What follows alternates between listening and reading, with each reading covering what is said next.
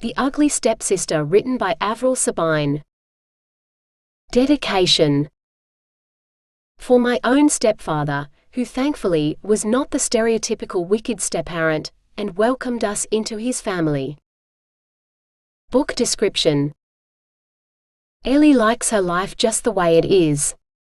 So it's not perfect. Whose life is? Not to mention she could easily name a dozen girls from her school that would love to swap places with her. But then, they don't know her carefully guarded secret, and she's going to make certain they never do. Chapter 1. Ellie leaned close to the mirror as she reapplied her lipstick, the sound of music barely muted by the bathroom door. Once the lipstick was capped, she dropped it into her makeup bag and critically surveyed her face. Her silvery blue eyeshadow was several shades lighter than her blue eyes, her long gold fringe curved across her right cheek and was pushed behind her ear on the left. She added more mascara and leaned back, smiling in satisfaction. Perfect. He wasn't about to say no. Although with the amount of alcohol she'd encouraged him to drink, no had probably been removed from his vocabulary. Once again she pushed aside her doubts. What choice did she have? She shuddered when she thought of the past 2 weekends. None. Absolutely none. After she shoved her makeup bag inside her oversized fake leather handbag, she straightened her short black dress and slung her bag on so the strap crossed her chest. Her mobile phone beeped, and she pulled it out of the small zip-up pocket on the outside of her handbag, and read the message. He's leaving. Front door. We'll stall. Hurry. Ellie swore when she read the message from Lauren, returned her phone to its pocket, and unlocked the bathroom door. The sounds of the party rushed in around her, and she nearly stumbled over the handful of people waiting to use the bathroom. Pushing through the crowd, she spotted Lauren near the front door.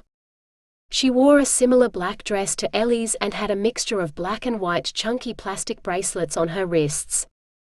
Her hair was dark brown with white blonde streaks through it that made the brown look black in comparison. Around her neck she wore 3 bead necklaces made entirely of large white beads, each strand larger than the last. Lauren spotted Ellie and grinned, waving her over. Her other hand clutched the arm of a boy with curly brown hair who looked barely 13. Ellie knew he was 16. He went to the same school as her and Lauren. Sam's about to go. He's already called a taxi, Lauren said. You weren't going to leave without me, were you? Ellie linked her arm through Sam's. Although they were in the same grade, they weren't in any classes together. Nor had she spoken to him before today. The few times she'd seen Sam had been during the lunch hour when she was in the library, frantically doing last-minute research for an assignment. No. Sam shook his head and stumbled with the sudden movement. Lauren and Ellie's gazes met and they smiled. Ellie was starting to believe that this weekend might be different from the last 2. When someone bumped into her, Ellie turned with a glare. It was another boy from school. Watch it, David. Ellie. David's words were a little slurred as he draped an arm around her shoulders, drawing her name out. How have you been?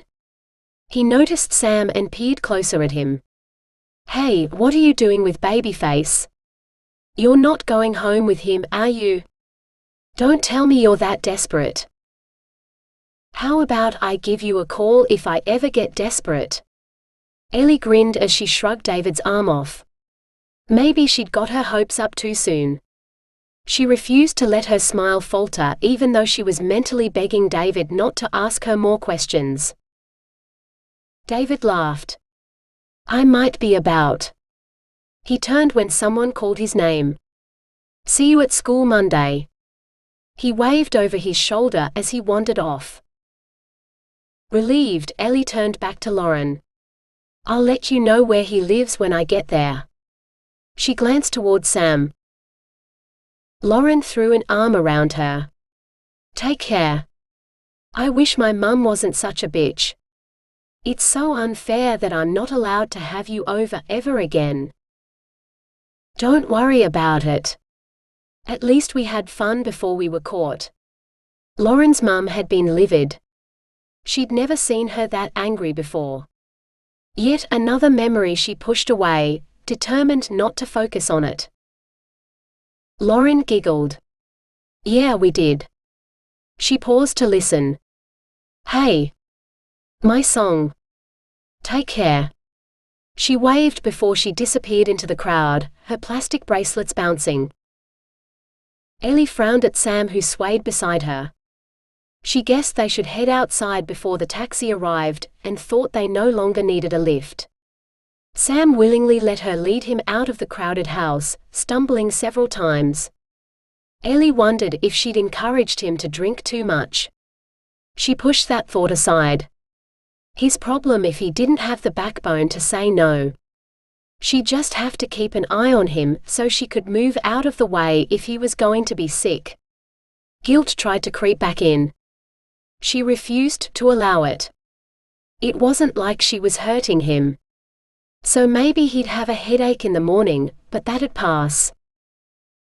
The taxi pulled up and she pushed aside her worries, helping Sam into the backseat.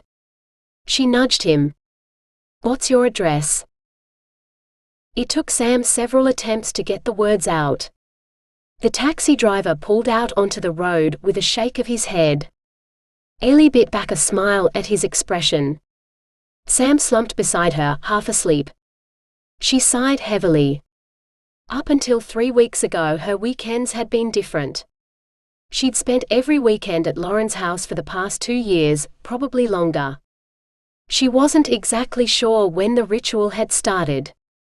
Everything had changed when Lauren's mum had caught them sneaking back into the house after going to a party she'd said they couldn't go to.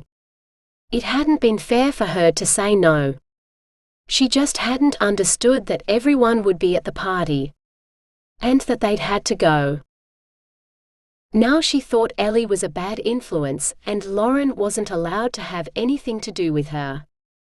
Luckily, Lauren didn't agree. She didn't know what she'd do without her best friend. Ellie yawned, hoping it wouldn't be too much longer before they reached Sam's house.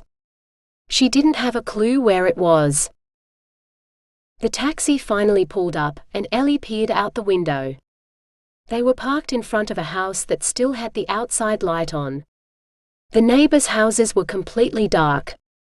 A short veranda protected the front door, one side of the veranda interrupted by a room that jutted out level with it, and on the other a double garage. The front yard had several shady trees, tidy shrubs, and immaculate flower beds. To the right of the garage was a 2-meter-high wooden fence with a gate. Ellie nudged Sam when the taxi driver told her the cost of the ride. Huh? Sam squinted at her. You're home. Driver's waiting to be paid. Ellie nodded towards the front of the taxi. Sam struggled to pull his wallet out of a pocket of his jeans. Ellie took the wallet from him, paid the driver, and helped Sam out of the taxi. She staggered as he stumbled against her, then tried to lead him to the front door. Sam pulled away, shaking his head. If Ellie hadn't caught him, he would have ended up sitting on the concrete driveway. Maybe this hadn't been the best idea. What are you trying to do, Sam? Sam pointed to the wooden fence. That. Okay, Ellie interrupted. She didn't want to spend all night waiting for him to get an entire sentence out. She sighed. It wasn't really Sam that she was annoyed with. It was the entire situation. Helping him to the gate, she slipped her hand inside the waist-high circle, cut in the timber, to slide back the bolt. While she closed the gate, Sam staggered down the flight of concrete steps. They ended at a timber door, set in a lower level of the house. When she joined him, his head rested against the door and his eyes were closed.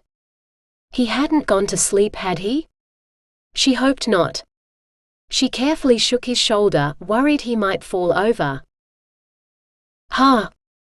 What? Sam looked around blearily. Key. Oh. Sam reached into the neck of his shirt and pulled out a key on a chain. You've got to be kidding. Ellie pulled the long chain over Sam's head and unlocked the door. I hope you're not planning to wear your car keys around your neck when you get your license. She was glad Sam ignored her to stumble into the room. Again she reminded herself it wasn't Sam's fault. Why did Lauren's mum have to come up with such an extreme punishment? Ellie ran her hand along the doorframe as she listened to Sam run into things in the dark room. She found the switch and flicked it on. Light flooded the area and she stepped into a lounge room. To her left was a door leading into a bathroom. In the wall across from her in the right-hand corner was a closed door that Sam aimed for. She guessed it must be his bedroom. On the wall to her right were another 2 closed doors. She locked the entrance door behind her and opened the door closest to Sam's room. It hid a set of steps. Closing it, she carefully opened the next door. It was an L-shaped bedroom. She walked further into the room when she realized no one was in it. The room was lit by the glow of a bedside lamp sitting on a chest of drawers next to a queen-sized bed at the far end of the room. A noise made Ellie quickly close the door and follow Sam. He was face down on his single-sized bed, the lamp knocked off his bedside drawers. Dropping his wallet and key onto the drawers, she picked up the lamp, turning it on so she could see where it was safe to walk. One of his shoes lay near the door while he still wore the other one. A computer sat on a desk in one corner of the room, the rest of the wall taken up by a large bookcase that was haphazardly filled with books, computer games, and action figures. A beanbag was at the foot of the bed, and the floor had a scattering of books, computer games, crockery, and clothes. Ellie grinned when Sam started to snore. Maybe this was going to be easier than she'd thought. Hopefully the rest of the weekend would go as planned. Her gaze rested on the beanbag. Not the best option, but it was far better than the first weekend she hadn't been able to stay at Lauren's. Ellie shuddered as she remembered spending most of that weekend at a train station. Again, she pushed the memory away. Last weekend hadn't been great either. Ellie shied away from thinking of that disaster. Instead she headed back into the lounge room and crossed the room to the bathroom, locking herself in. Now for the next step in her plans. No way was she going to risk a repeat of last weekend. Her handbag was quickly opened. She pulled out her makeup bag and a bottle of baby oil, placing them on the vanity. Her dress and high heels were changed for baggy long pants, an old football jumper 2 sizes too big, and combat boots. Her handbag looked nearly empty now. As soon as her makeup was cleaned off, Ellie used a pale foundation, black lipstick, and black eyeliner. She poured baby oil into her hand and grimaced as she turned her golden blonde hair into an oily, stringy mess. She grinned at the ghastly image of herself in the mirror. No one would recognize her. As soon as her gear was back in her handbag, she slung it over her shoulder and opened the bathroom door. She jumped back when she saw a young man in front of her, hand raised to open the door. She barely managed to smother the scream that threatened to break free.